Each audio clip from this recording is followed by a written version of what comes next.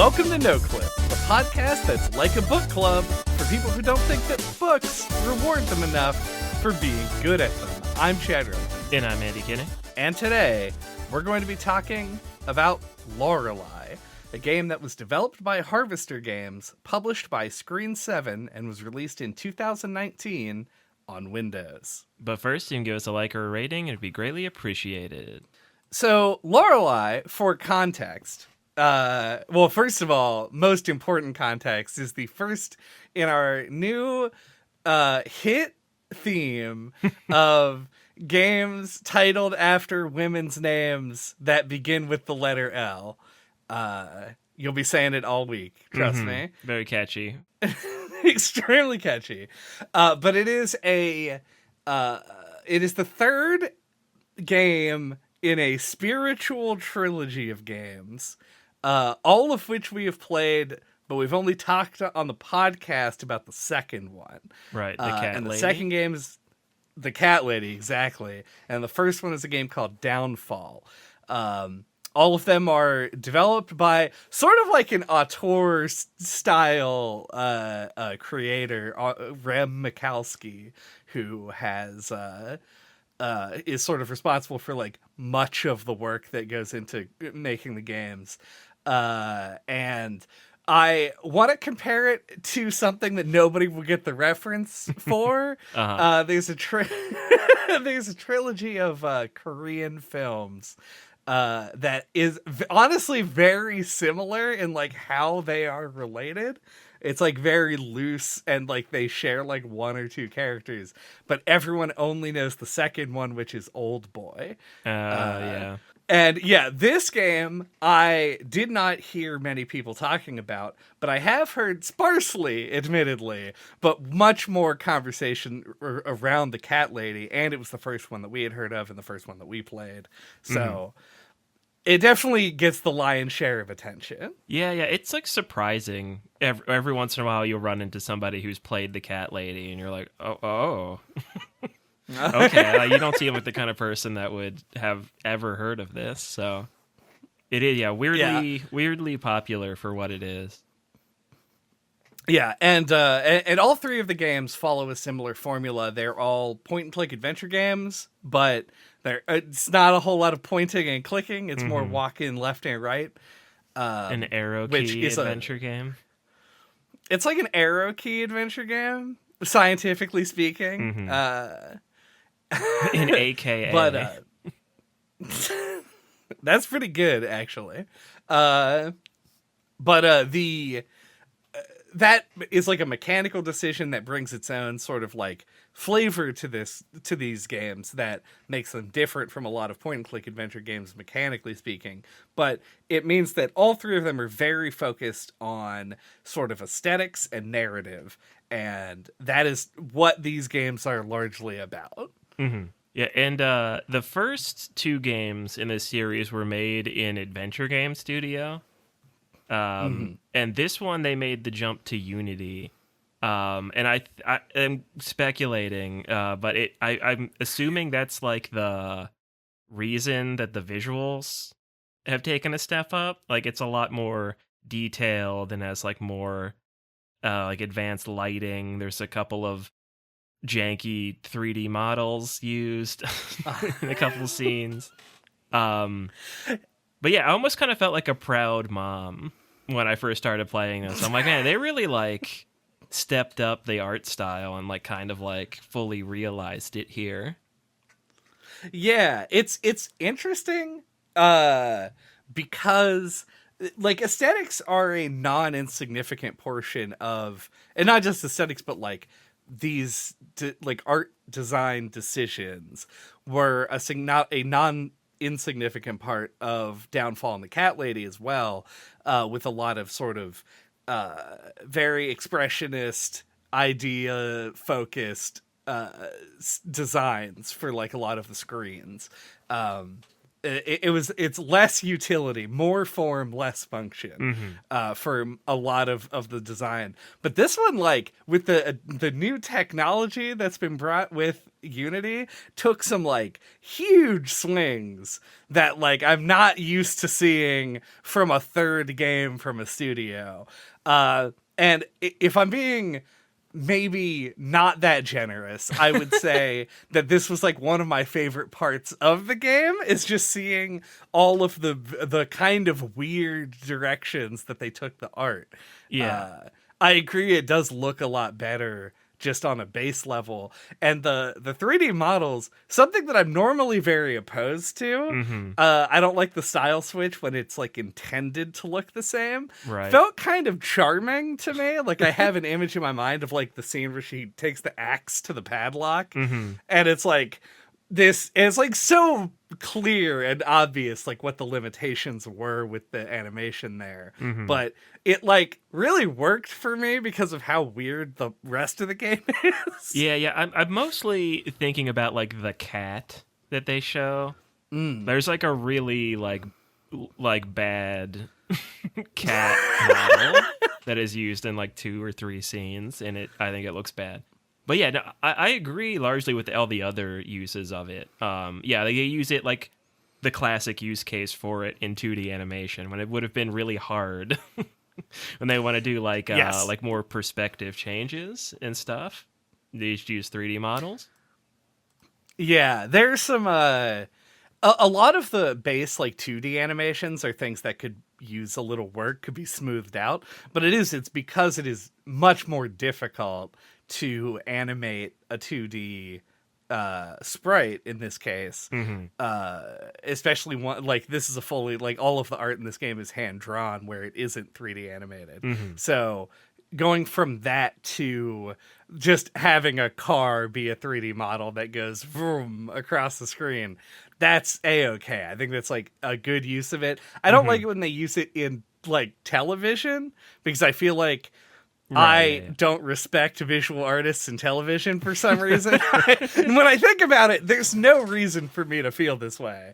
But I generally hate when I see like the bad 3D car in a TV show, like a cartoon.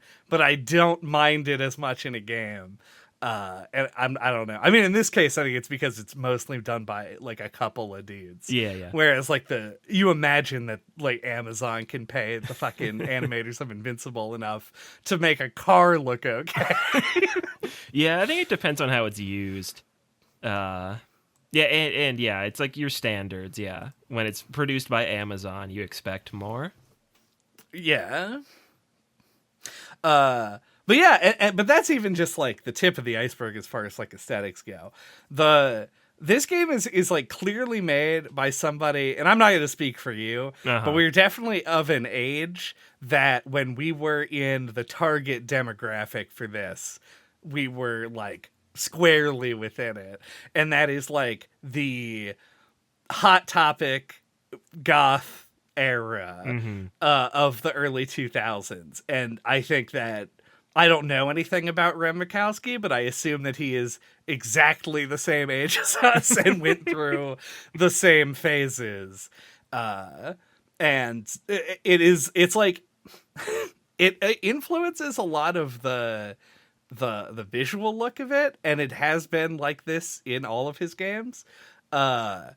But also just like all of the other possible aesthetic decisions, from the music that he uses to the fact that David Firth has cameoed in all 3 of the games, who is somebody who's probably only known by people who were like edgy 14-year-olds in the early 2000s, or mid 2000s. And like all of these things that sort of like seep in. And my first controversial take that I would like your opinion on is that I really loved this in Downfall and the Cat Lady, because I felt like it was being done very earnestly and like not self-conscious about it at all.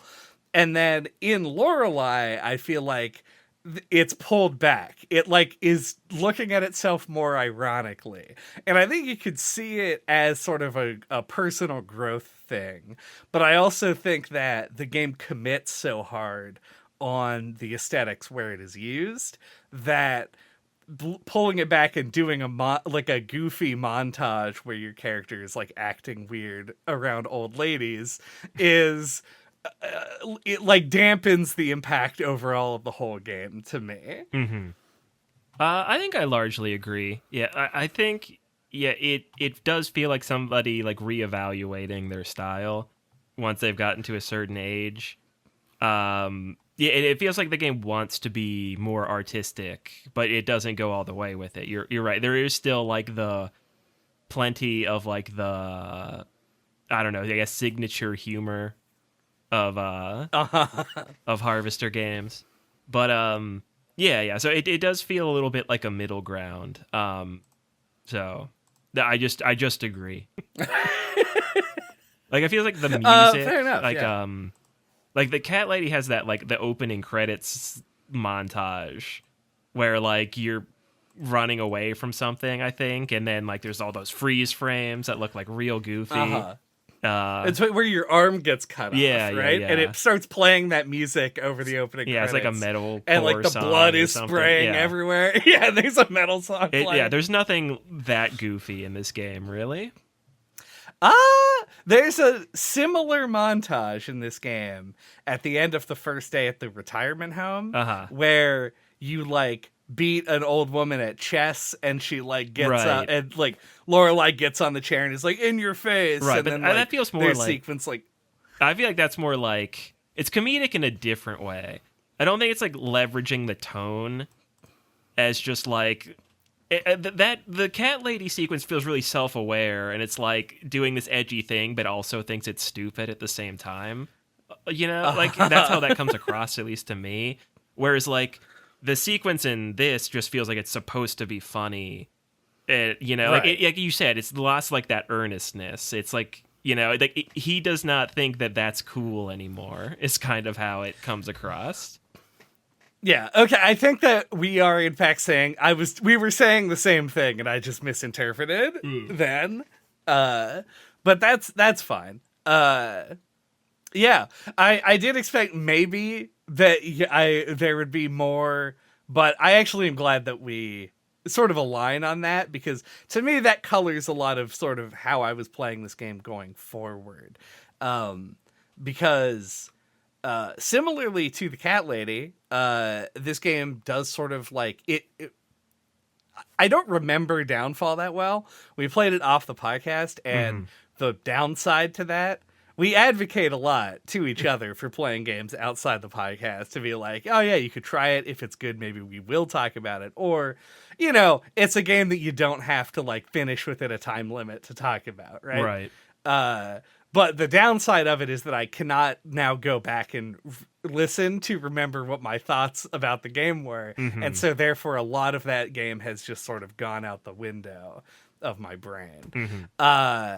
But I do remember in the Cat Lady specifically, I was talking about the fact that like the game has a narrative focus on like Susan, the protagonist's like depression and suicidal thoughts. And this game kind of goes in the same direction in terms of like it's taking this domestic violence and like an unhappy household approach as like the framing narrative for its story and what the main character is predominantly dealing with. Right. Yeah. Like the idea of like moving on from it or like trying to salvage it sort of is like a theme. Yeah. And that is a tone that is very difficult to leverage for jokes. Yeah. This game, I guess to slightly shift topic for a second, but like this game starts out feeling like so much sadder to me. Yes. And like it's like a real bummer at the beginning in the way that like I don't feel like the Cat Lady was, even though it's also sad. The Cat Lady is sad, but it's sad for such a short period of time. Like, you're fully in chapter 3 before Lorelai takes the turn to being like, this is now like an adventure game in which you're solving puzzles and you have magic powers. Yeah. And in the Cat Lady, it's like you start the game and it's like, I'm sad and broke, depressed, poor, and they're about to shut my electricity off. And then like 20 minutes later, the metal music's playing and your arm is spraying blood, and like you're going into the afterlife. And and like the difference there is like you get into sort of like the horror game parts of Cat Lady so much faster than you do in this, and you spend so much time just with this like just cartoonishly evil character of the stepdad. So I agree with you on that. Yeah, like in like the whole like because we started this game just for fun like 2 years ago, and yeah, like I remember we only got through the first 2 chapters. And I remember it being like, man, like this one feels like a lot less fun. Like because yeah, like I think the whole like the whole sequence at the beginning with the domestic violence, and then like the whole nursing home sequence just really feels like a double downer. Yeah, and the thing is like if the game were a little longer, I think like the more build up to the supernatural stuff could have worked in its favor, but I feel like it just takes up too much of the runtime as it is now. Yeah, and I don't disagree with you on it. I think it does like it. Yeah, this game feels more. It's weird to say given the context of like what we're going to talk about happens in the narrative. But this is like a more grounded game than either Downfall or the Cat Lady. Like Downfall got into like full on like non-Euclidean spaces and like H.R. Geiger fucking sex monsters. I don't think there were sex monsters in that game. Yeah, there were monsters. Yeah. And the Cat Lady spends a lot more of its time post-death. Where things are allowed to be more like dreamlike and unusual. And Lorelai has that, but a lot more of it is like, I'm in the real world trying to accomplish a goal and continually being slaughtered like by an individual, like one villain. Yeah, and it is like literally more grounded like in the like dream world too, because like a lot of it like there's like a version of like the apartment building there. So there's something like more obviously connecting it to the real world. Right. Yeah, and it's a thing that you keep returning to also. Yeah. So it's never like you get to just move on to doing another thing.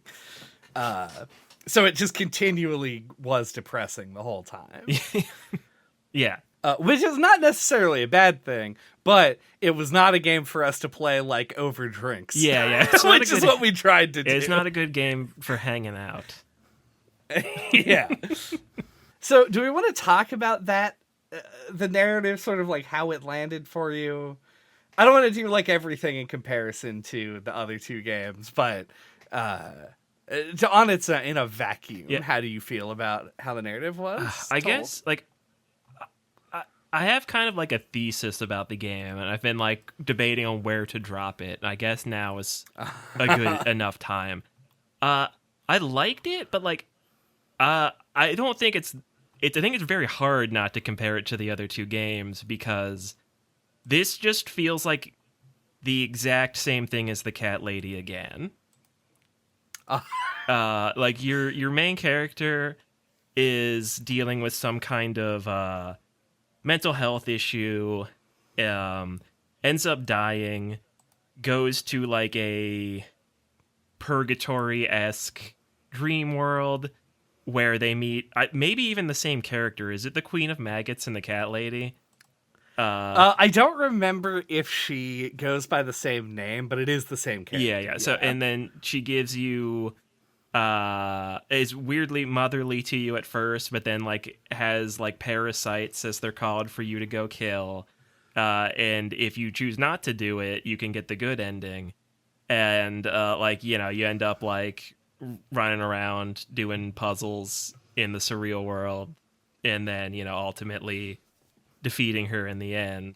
And kind of like overcoming some of your issues as well in the process. Yeah.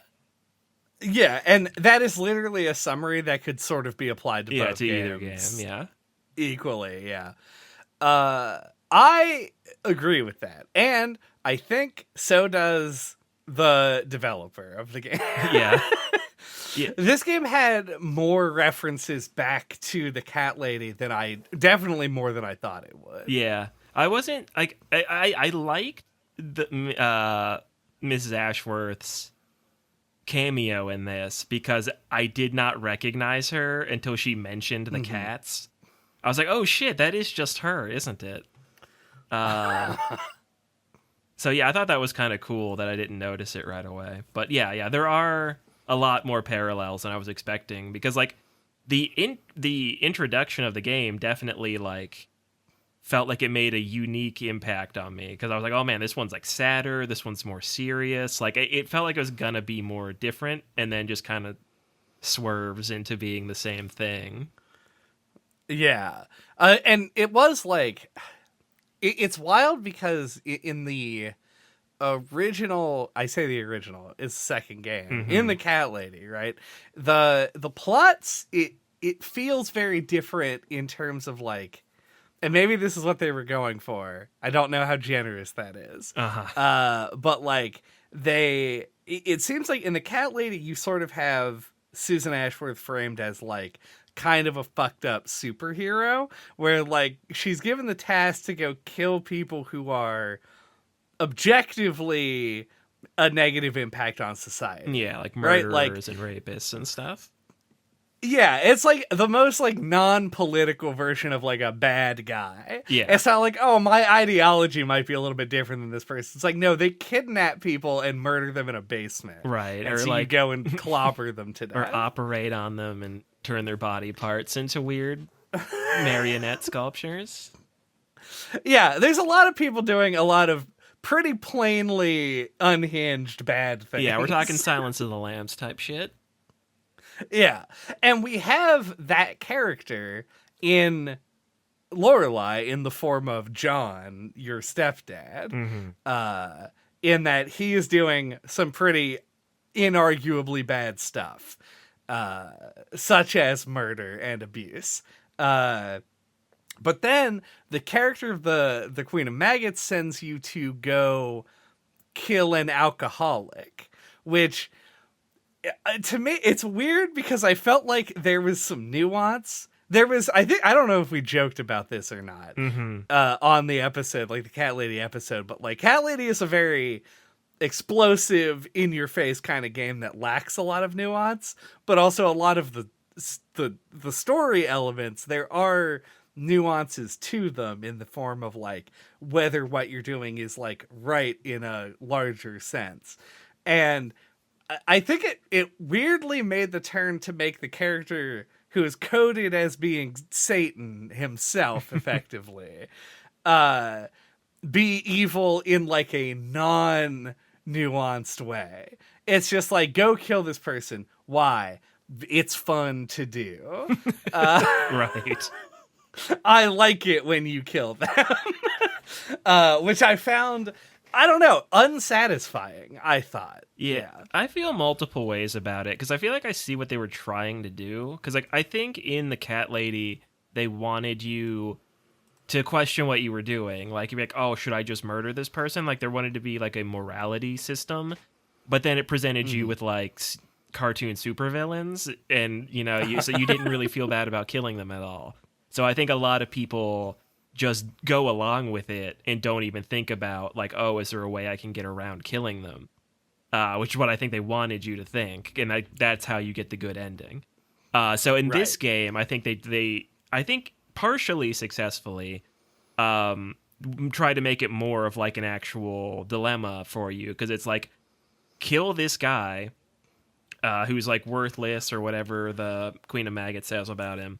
Like this worthless alcoholic guy who sucks, or I'll kill your boyfriend and your little sister, So then you're like, oh shit, well I don't want them to die. So like you're supposed, I think, then they put you in the situation where you're like, oh, he's just like a regular dude. I don't want to do this, but then I don't want them to die. It's trying to, I think it more successfully makes you conflicted, but yeah, and imagine if I hadn't played the Cat Lady, I wouldn't have thought, oh, like I won't kill him because I'm sure there will be a way in the end to save Zach and Bethany, because that's immediately what I thought.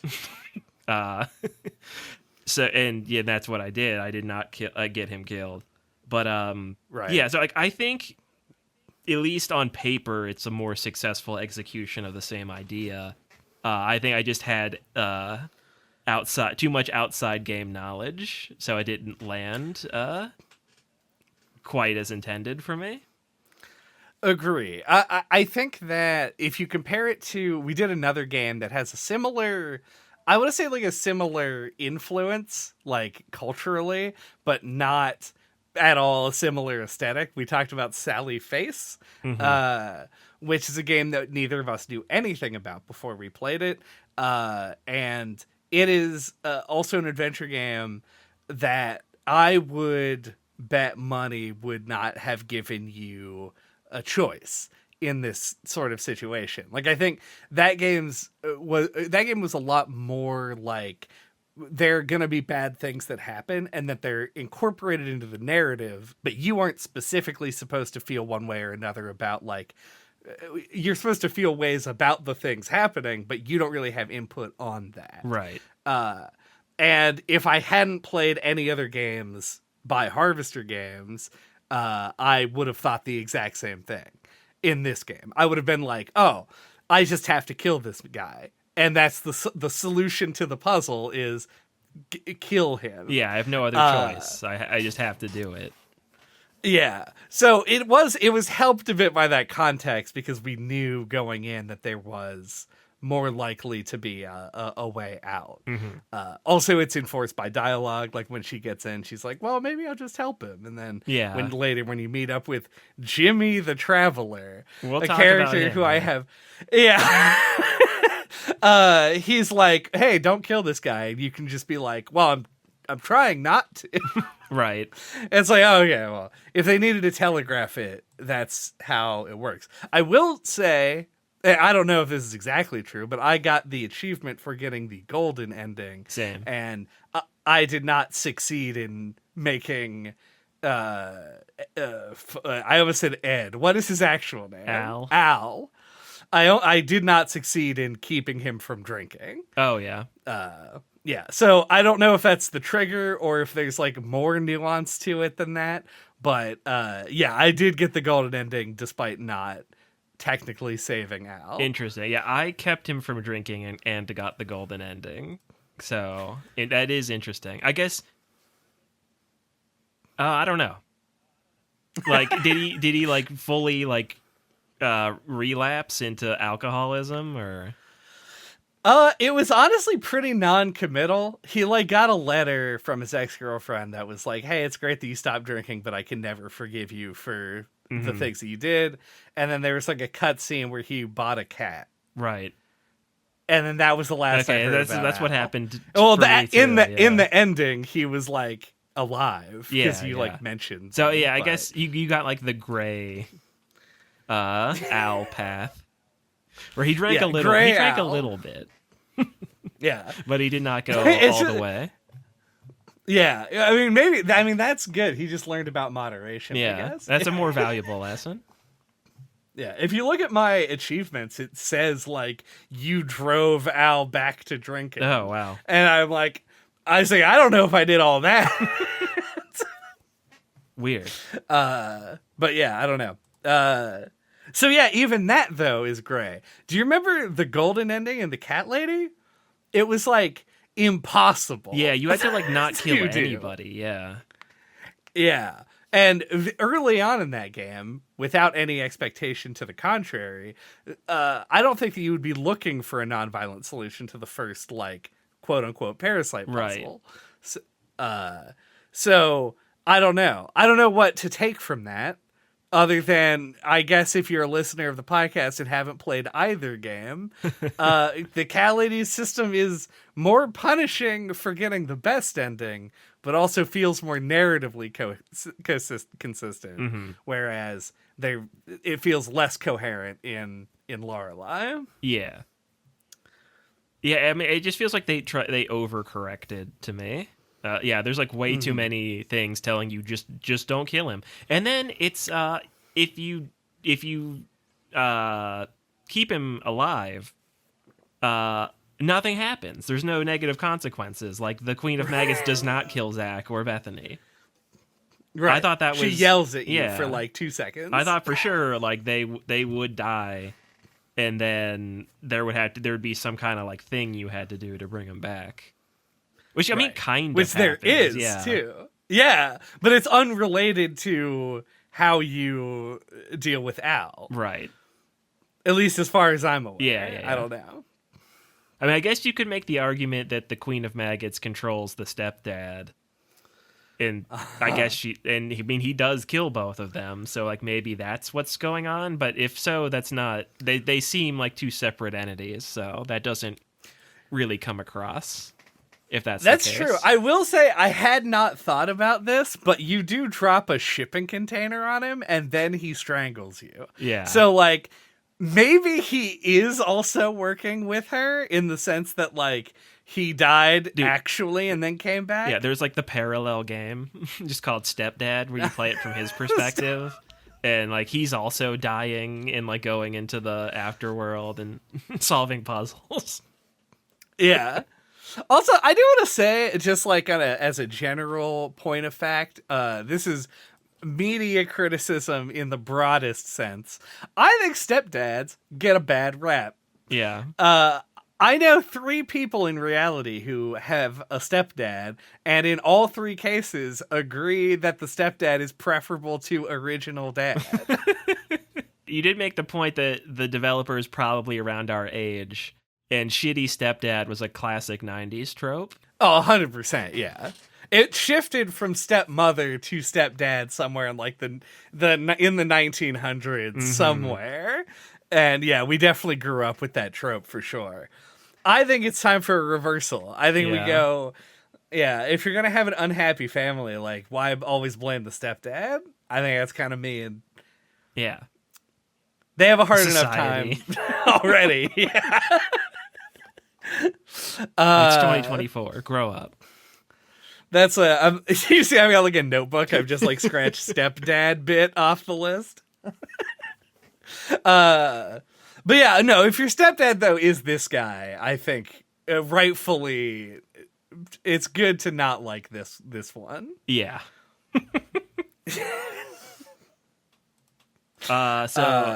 Jimmy the Traveler is a character that exists in this game. Am I supposed to know who he is, or is he like set up for the next game? Is he like the main character of Burnhouse Lane or whatever the newest one is? That's a good point. So he really feels we mentioned like Nick Fury, like he feels like the Avengers character in this to me. If that makes any sense, like the one who's going to cross over into other games. Yeah, and he plays like almost a Nick Fury like role here as well. Like I didn't recognize him. I don't remember. Maybe there is a talking crow that was supposed to be like. Oh yeah, that could be. That could be the thing, but I also don't remember that happening. Yeah. I also don't know if Burnhouse Lane. I mean, I presume it is because Burnhouse Lane is a location in this and previous games. But I also don't know if it is directly tied narratively to know if he's being set up as a character in the next game. Right, yeah. And I also... A game that is already out and I could look into, but I didn't. Yeah, I also don't remember Downfall, so he could have been in that for all I fucking know, but... Yeah. He may have been... Which game had the like guy who was like stuck in a gamer chair? Was that the Cat Lady? Stuck in a gamer chair? That like the last... encounter. Yeah. I think in the Cat Lady, it was like a guy who was in a chair in his like apartment and had like all the wires. Yeah. That is the Cat Lady. That's not Jimmy, though. No, I don't think so. That was like an old man. But Jimmy's apartment is just across the hall from Susan's apartment. Right. I don't know. I thought that was the same guy, but maybe it isn't. I don't know. Yeah. I don't think it is, but I mean, it's always possible. But regardless of like where in the universe of these games Jimmy falls, I did find his character to be a big old nothing for me. Mm-hmm. Like, I don't think that he really accomplishes that much, and I was mostly annoyed by his interference when he was on screen. Like, the game often will drop you into the afterlife and have you just walk in a direction until you find a thing. So it wasn't necessary for him to like guide you to the tunnel. It's not an open world game. Mm-hmm.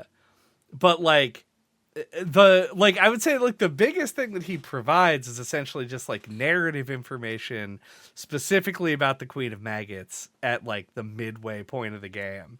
And I think it's a lot of stuff that could have been inferred. And maybe I'm speaking about this as somebody who has played the Cat Lady, and therefore it's like a better understanding of the lore. Mm-hmm. But like, I feel like a lot of the things that he talks about are just things that we as an audience could have figured out without his help. Mm-hmm. I don't know if you also just didn't like this guy, but I definitely didn't. I thought his character was a really interesting idea. Like I like the idea of there being like a guy who can astral project into this like surreal afterlife realm. That I don't know, that's like a kind of off the wall, like weird creative thing that feels like kind of comic booky or something. That I liked. But like I my interpretation of the character is that like I don't think his function is supposed to be to help you. Like I think you're correct. Like if he doesn't need to be there to tell you about the tunnel. The tunnel's just there. You would have just walked to it anyway. Like and I could be, reading into stuff that's not there, but he really feels like he's only in the game to set him up to be in future games. Like I don't think he's like intended to be like a Navi character that tells you like what to do or what things are. I think he's just there to be mysterious and make you be like, what was up with that guy? That was my takeaway from him. So I like his concept, but yeah, I agree. He doesn't do anything in this game, but I don't think he was supposed to. Right. Yeah, I just think there are parts where he could have, instead of like being there, he could not be there. Yeah. And I think it would have made it better. Whereas like I can see him being established. Like first time you meet him, brief introduction, like he's on the roof like fucking Batman and drops puzzle solutions on your head. And then you're like, oh, who are you? And he's like, I'm Jimmy the Traveler. And then he fucking bounces. And then like the crow scene can still be there, and I think the ending sequence where you go wake him up and you have like a conversation on the roof, that makes him more mysterious. I think like he has this knowledge that you don't have because he's been like trespassing in the land of the dead over time. But even that, and I'll say this is much more subjective. I think objectively he's in the game too much. Maybe that's also subjective, I don't know. My opinion on it though is I think that I feel like that goes so far against what I like about this series of games that there's like a mysterious sage guy who has powers in the waking world. Whereas like I feel like I enjoy the game because it is the story of people who don't know anything about what they're in, what they're getting involved with, and then overcoming the odds and making moral decisions about things. So I don't know. I just was not a fan of the guy personally. Yeah, I mean, I don't disagree. Like, I don't think he's really adding anything to this game. It's like, to me, like I think going forward, like I'd like to see, because I think Downfall, the Cat Lady, and Lorelai are all very similar games. I'd like to see a more creative swing from this developer. And I think something like Jimmy being like the protagonist of a future game could be something different. And it just makes me think about that. But like, I agree, the supernatural powers he has don't really fit the tone of this game. Yeah, that's it. I think that's kind of where I'm at with that. All the other characters in this game, I mean, I think Zach probably we could talk about. Mm-hmm. I felt like the two characters that we actually spend any time with are just Lorelai and the Queen of Maggots. Yeah. And every other character is mostly just dead or is a baby. Right, yeah. You get Maria at the funeral, or not the funeral home, the nursing home. The soon-to-be funeral home. But yeah, that's only just for one chapter. So. Yeah. It also just, like, I felt that character was mishandled slightly. I get sort of like what they were going for. That chapter lasted for a very long time. Mm. As we noted, like the first two chapters go on for a while. And then at the end of it, she is like kind of just an irredeemable asshole. Yeah. And then they reinforce it in the later part where she locks Al in the shed. Yeah. It's like, oh man, yeah. Because I liked her. I feel like, yeah, like I feel like that's what they were going for. Like they wanted to make you like her and be like, oh, she actually sucks. It's like mission accomplished. Yeah. But it made me feel like a lot of the things that she did in the second chapter felt like genuine, right? Mm-hmm. Like, and also, and I didn't really consider this until just now, why is their workday like from fucking sun up to sunset? Like that's such a long time. Yeah. To have to be there. And yeah, so it's like she spends the entire day being like genuinely nice and asking you questions about your life and responding in a way that shows that she's actually listening to you and all of this. And then at the end, and it's not like she does the prank and is like, hey, I'm sorry, we thought it would be funny, etc. We didn't know what a bad reaction you'd have. Something I can imagine a person actually saying. She just goes from that to not showing up again until she's like, let's also lock this guy in a room. Yeah. Yeah, so I don't know. To me, like, it didn't ring as, like, an accurate portrayal of a human being. Yeah, I mean, that's kind of like a quirk of the writing of these games, though. Like, everything's, like, kind of, like, exaggerated. Like, I assume, like, some of them are, like, British stereotypes and things. You know, like, it's definitely got, like, a humorous slant, and people do kind of talk in weird ways, so... Yeah, I don't know if it's more of that or... Yeah, it's hard to know what they were going for with that character. Yeah. And for that matter, most of the characters that are, like, outside of... Like, even, like, Zoe has an arc. She's, like, very harsh on you on your first day of work. And then at the end of it, she, like, comes back and is like, but she applied herself and did a good job. Mm-hmm. So I've eased up a lot on it. Maybe they were going for a reversal thing there. They set up Zoe as the bitch at the beginning, and she ends up being a cool, normal person in the end. And then they set up Maria as the cool, normal person who ends up being the bitch at the end. Right. She becomes a serial kidnapper. A serial prankster. A serial prankster. Coming soon from Harvester Games. That takes it one step too far, prankster. A classic 80s like horror movie character. Yeah. Yeah, and yeah. I was gonna say, before I forget about it, there's a scene in this game where you talk to Maria on the back porch, deck, whatever area of the nursing home, where it's like at sunset and you have like a long conversation with her, which like perfectly parallels the one you have with Mitzi on your back deck, where you have like a long conversation at sunset.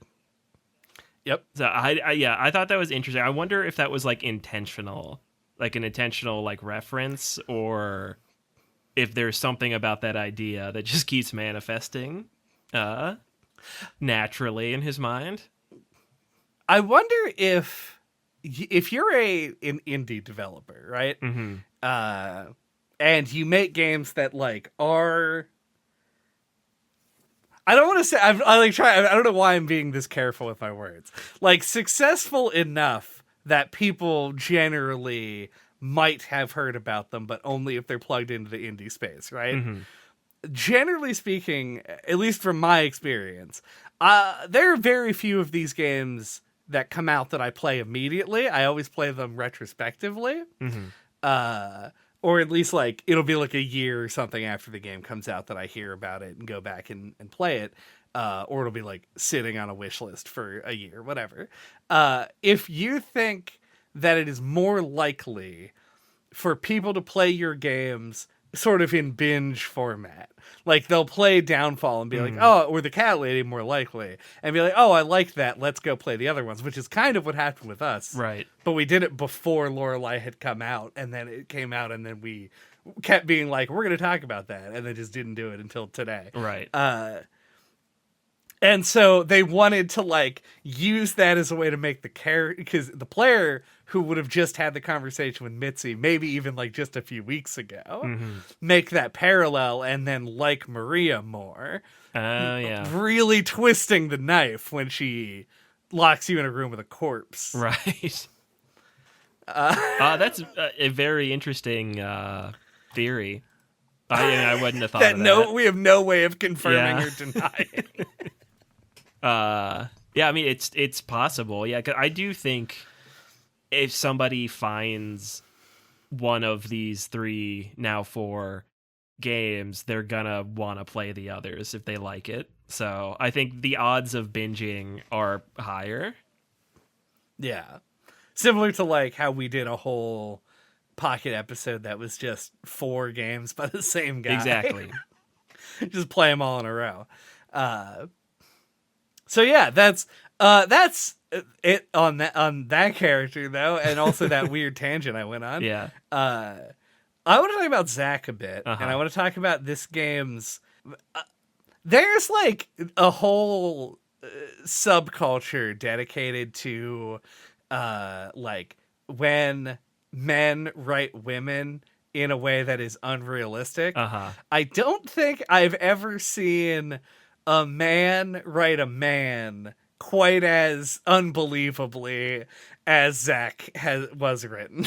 Yeah, he does. I kind of agree and disagree with you, because he was written really tropily, and a lot of his like lines and interests felt like kind of ham-fisted and stuff.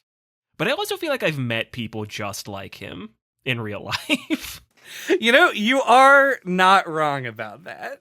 So I don't know how to feel about it. Because like he in some ways feels like one of the most genuine characters in any of the 3 games. And then on the other side of the coin feels like the most artificial. It's weird. He like, right. I think he would kind of flip-flop back and forth for me.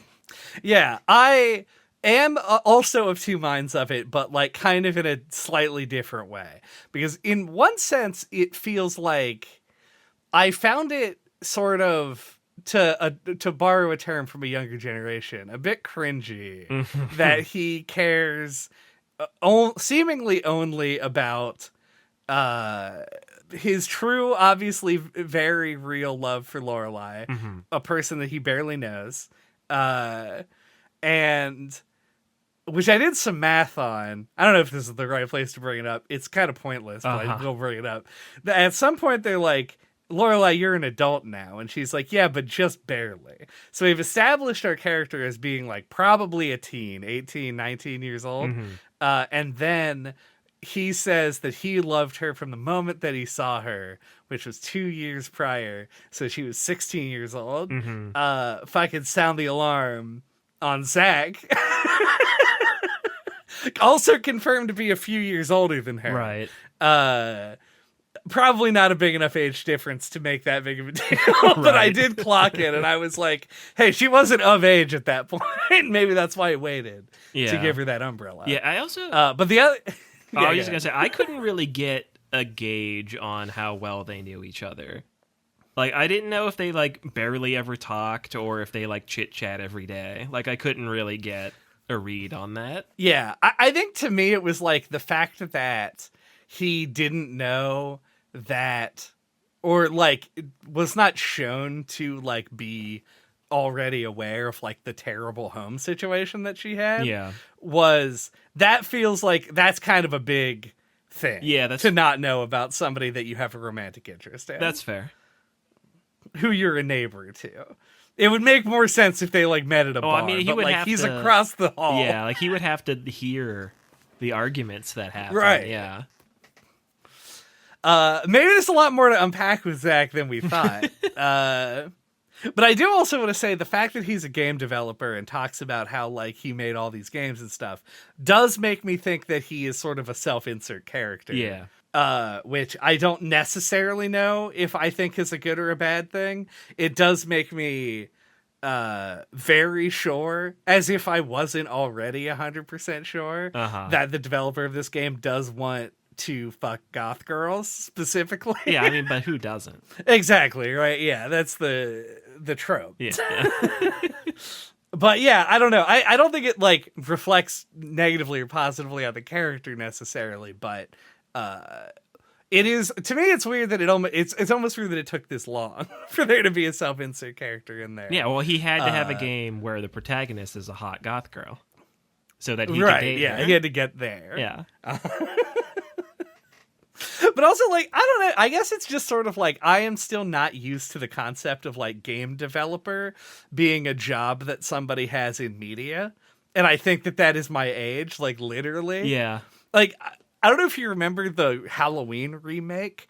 The opening sequence, this is such a deep I do cut remember from that the movie, Halloween remake. Yeah, so the reboot of Halloween starts, the opening sequence, like the first kill, is two people who are going to Haddonfield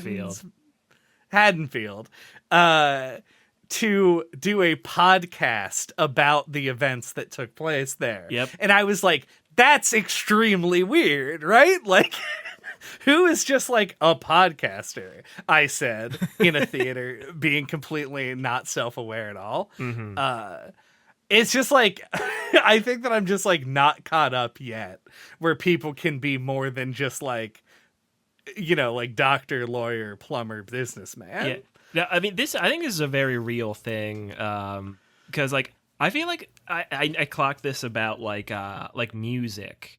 I feel like music, right, like a decade or so, or maybe a little bit more ago, if like there would be a lyric about like a cell phone, it would always feel really like corny and forced. And like you have that now, like with social media, like there's a Less Than Jake song that has like a lyric that's like, how many miles have I scrolled on my phone or whatever. And I was like, oh, you sound so old right now. Yeah, I think there's going to be a curve where like people who are more used to old media have to get used to new media being referenced within other forms. And I just apparently haven't gotten over that hump yet. Like, it's a thing I have to work on, I guess. But yeah, that was like a long tangent about nothing. And I think that signals that maybe we should finish up. Yeah, I agree. Yeah, I want to talk briefly, because we had a similar conversation on the Cat Lady episode. Probably. I didn't re-listen to it. This game is an adventure game that mostly uses inventory puzzles to progress. You'll note that we haven't spent a lot of time talking about it. The left and right navigation adventure game style is something that I've been on record saying that I like. But I don't know if I've gone into the nuances as to why that is. And it's because when you have a game that is very narrative focused like this, it hurts the game badly, similar to Perfect Tides, when you have to spend hours solving classic adventure game puzzles which are always harder than they need to be. This smooths that out, but potentially, depending on your taste, too much. Because the puzzles in this game are functionally non-existent. There's very little actual thinking that you have to do. You just use the inventory item where it makes sense in the environment. I don't know if there were a few puzzles that weren't like immediately apparent, but for the most part, that's kind of was my experience. Yeah, I think I don't think it's the format. Like I do agree. The format definitely smooths it out and makes things easier because you don't have to move the mouse over the whole screen. You know, there's never going to be a thing that you were like, oh, I didn't know I could interact with that because you didn't mouse over that part. Because like you walk past a thing and it highlights. So like, you know all the shit that you can interact with, which is nice. But I don't think that format necessarily just makes it easier, like for like easy puzzles, just by default. I think it's just the puzzle design in this felt kind of lazy to me. Like I agree, like they felt like I don't remember the puzzles in Downfall of the Cat Lady super well, but I feel like they were more involved than this. Yeah, like there was like the one puzzle like right before you meet Jimmy where he gives you like the train car in the rows. Yeah. Like that one like showed a glimmer of challenge because like you walk up to that box with the train thing inside, you're like, oh, what's this? Like you fidget with it a little, you're like, oh, there's like a puzzle to solve here, there's pieces to put together. But yeah, it was really the only, and like there was a cool thing with the camera where you had to like, it showed you like where the thing was buried. Like there was a couple of cool little moments, but overall, yeah, like the puzzles are very lock and key. They're just like find the thing, take it to the place. So, and I feel like what's it called? The Fall. I almost said Downfall. The Fall. Right. I think used a kind of similar like system where like it's easier to like see the things that you can interact with. Like I think you point the flashlight at them to interact, if I remember correctly. So yeah, like I think you can. It's the puzzle design, not the format. Yeah, I think that the format allows.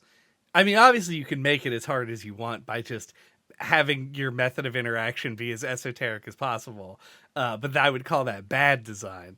But there are definitely elements of the format that you can tweak. I do really like we both like The Fall as a game. Yeah. But I like the Fall's method of like doing a 2D side-scrolling adventure game, but also having that flashlight mechanic to make the player actually engage sort of their sense of observation.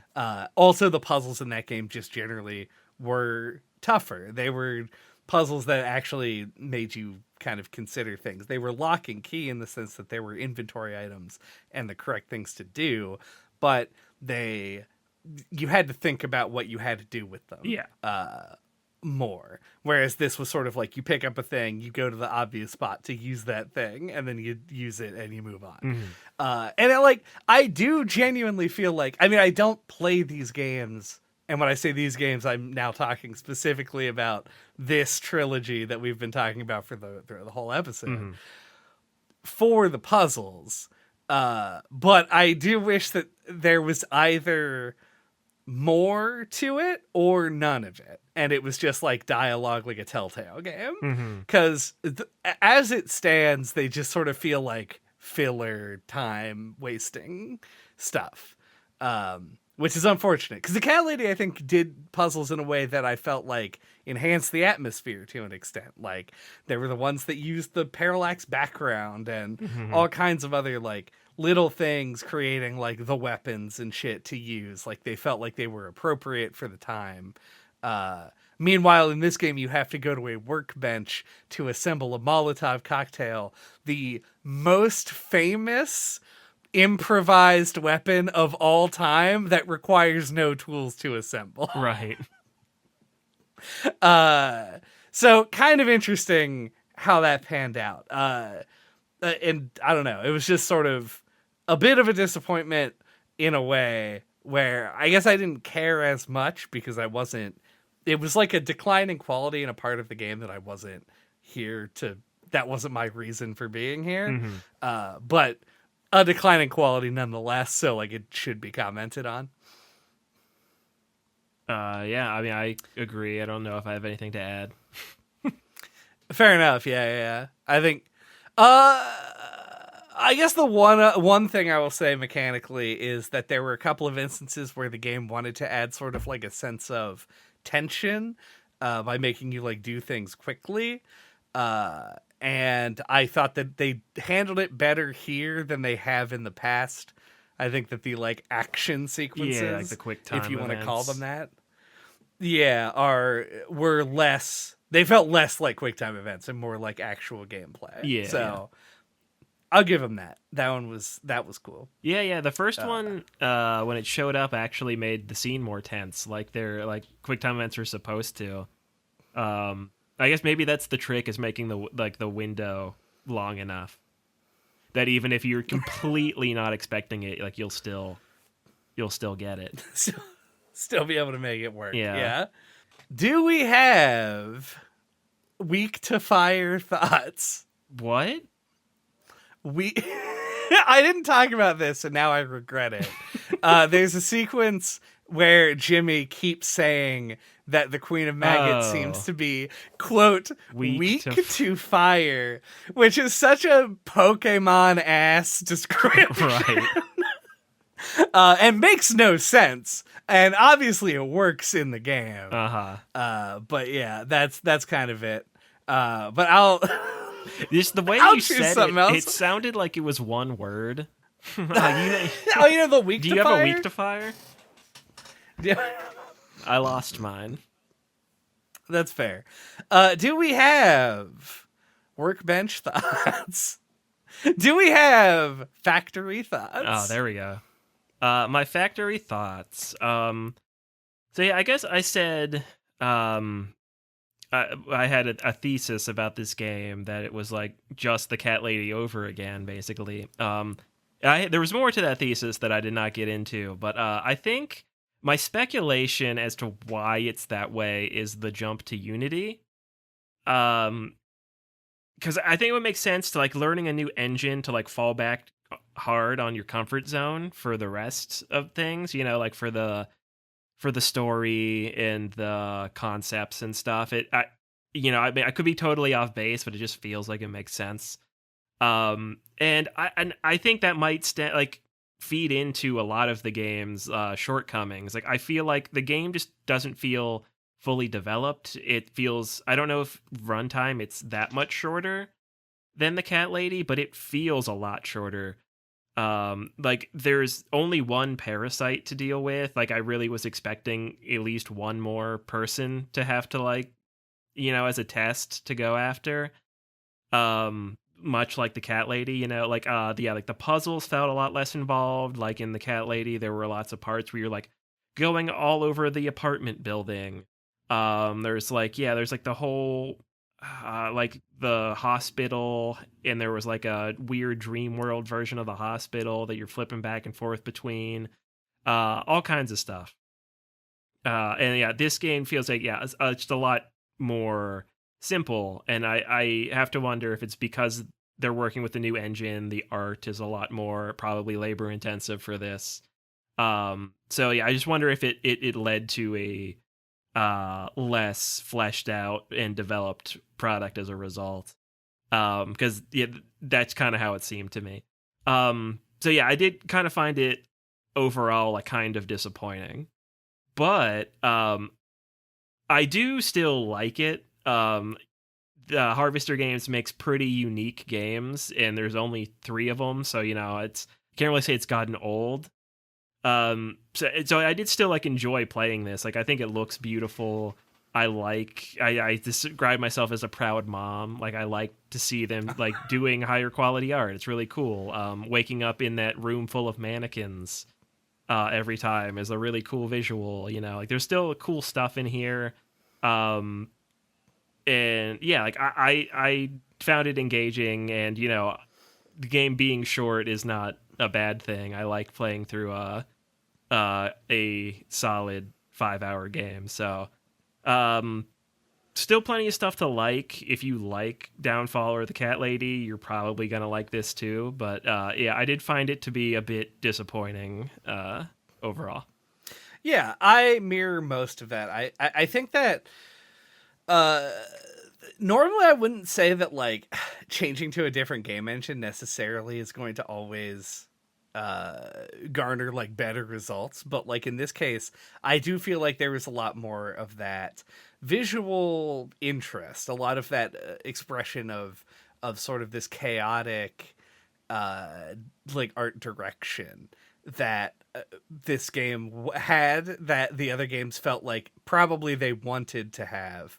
I watched, if you like look at the Cat Lady and just watch the cutscenes and the things that happen like out of the player's control, I think it's pretty obvious that they wanted it to be more visually bombastic than they were able to make it.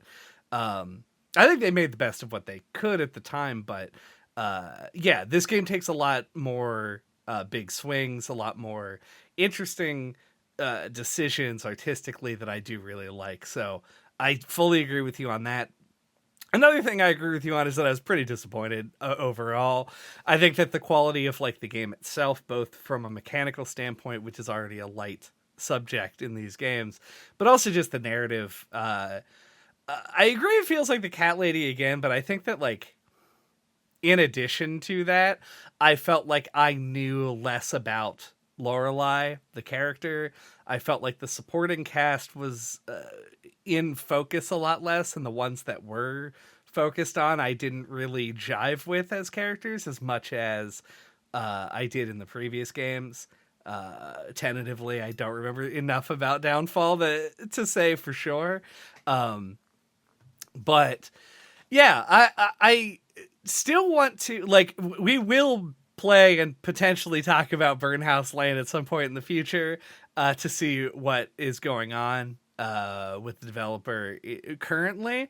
But as far as like this game does not feel like this game would not have sold me on Harvester Games as well as either Harvester and certainly not the Cat Lady did. So I don't know. It's like, it's difficult because it's a game that had we played it in a vacuum, I would have been like, yeah, it was fine.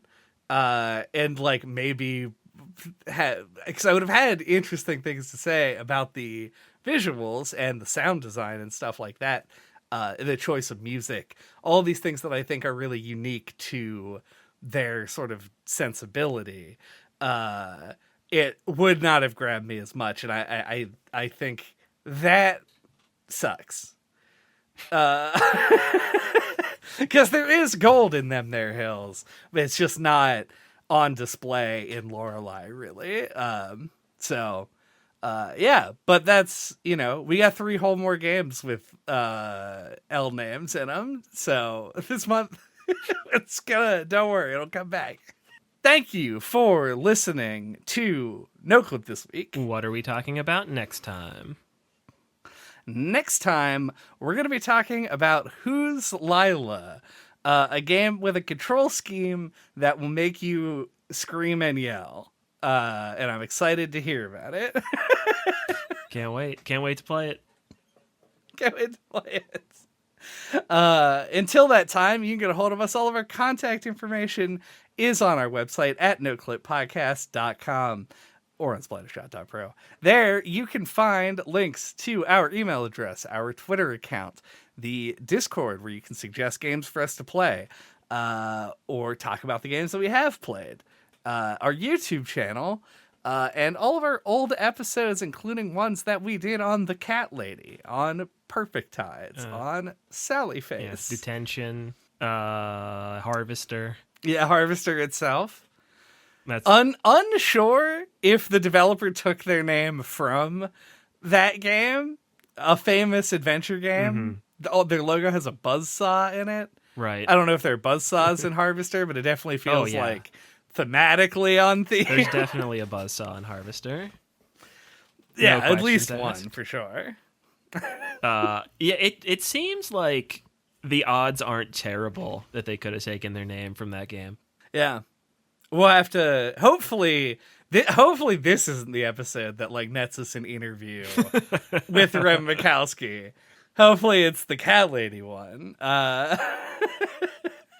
But we could ask him then, yeah. Smash that like button with a shipping container. Drop a shipping crate on that like button.